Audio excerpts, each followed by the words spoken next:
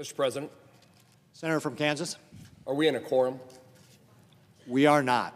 Thank you, Mr. President. I rise this afternoon to address my colleagues about a circumstance in Kansas and really in the country, the pressing need for reform at Haskell Indian Nations University following serious allegations and finding of wrongdoing by the Bureau of Indian Affairs and Indian Education. Haskell University is a university located in Lawrence, Kansas. Haskell is the sole tribal nations university in the country and was established by the Department of Interior for the purpose of maintaining the federal government's trust responsibilities and treaty agreements to the Native Americans. Haskell University serves as a custodian of tribal culture, offering students the opportunity to receive tuition-free higher education in an environment that understands and prioritizes indigenous values. Yet, despite its critical importance, Haskell has faced significant challenges. Haskell's campus, which once served as a sanctuary for Native American art and history, has for years been neglected by the Bureau of Indian Education. Various buildings on campus, many which serve as U.S. National Historic Landmarks, are in disrepair or no longer in use. Many of the residential buildings on campus are not equipped with heating, ventilation, or air conditioning, and the campus is not compliant with the Americans with Disabilities Act. It is the responsibility of the Bureau of Indian Education, as described in the Indian Education Act of 1972, to, quote, ensure continued and expanded educational opportunities for Indian students. Yet the BIE has failed to maintain Haskell's infrastructure or to provide a safe campus for students and employees. Since 2017, I've been working to bring attention to the BIE's mismanagement of the university. On multiple occasions, I've called on leadership at the department to address the wide array of problems and challenges at Haskell. In 2022, serious allegations were reported to my office regarding improper treatment of students and the wrongful termination of an employee at Haskell Indian Nations University. In response, I contacted the Director of Indian Education, urging the BIE to address these issues. Although the BIE, of course, assured me in March of 23 that changes would be made to alleviate my concerns, we continued to hear and continue to hear from students and staff reporting the problems and reporting that those problems that were reported back then were not being addressed adequately. In October 2023, I was informed of a confidential on-campus investigation into the issues at Haskell.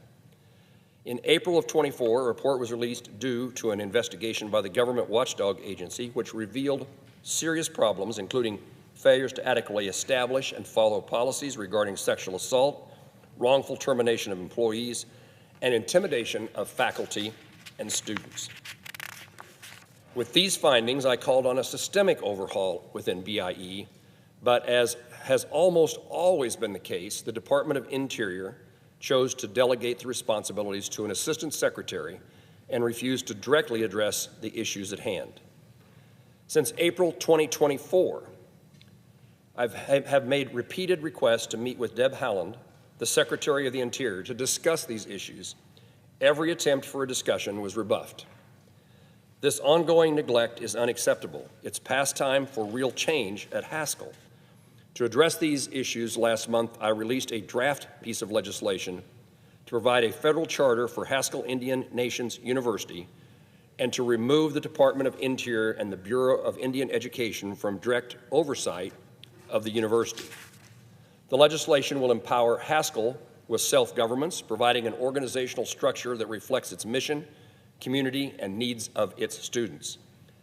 The marker bill calls for the establishment of a new governing body at Haskell, a board of regents composed of Native American leaders, educators, and community members who will be directly accountable to the students, staff, and to the tribes that Haskell serves. The board would manage the university's budget, make decisions regarding academic programming, faculty, and facilities, and ensure that the institution is providing a high-quality educational experience for students that attend Haskell University, an educational experience that they deserve. I appreciate the support from the Haskell Board of Regents. The president of the board, Brittany Hall, said this, and I quote her, These challenges underscore the critical need for a more tailored governance model empowered by the U.S. Congressional Charter, one that enables the university to thrive while better serving its students and communities. By moving Haskell outside the purview of BIE, we remove the bureaucratic ambivalence that has hindered the university's growth and damaged it in significant ways its potential. I'd like to request that members of the Native American, Lawrence, Kansas, and higher education communities submit feedback to my office or to my colleague who is leading this effort in the House of Representatives, Congressman Tracy Mann, on the proposed legislation to ensure this bill effectively addresses key issues. We are looking for comment and input. The history of the federal government's treatment of Native Americans is filled with broken promises. We should not allow Haskell, a cornerstone of Native higher education, to become another promise we failed to keep. The students who walk through the doors of Haskell deserve better than the inefficiency and mismanagement and the neglect they've faced under the current governance system. I look forward to working with all stakeholders to refine the draft legislation and request my colleagues join me in an effort to secure a prosperous future for Haskell University. Mr. President, I thank you for your attention.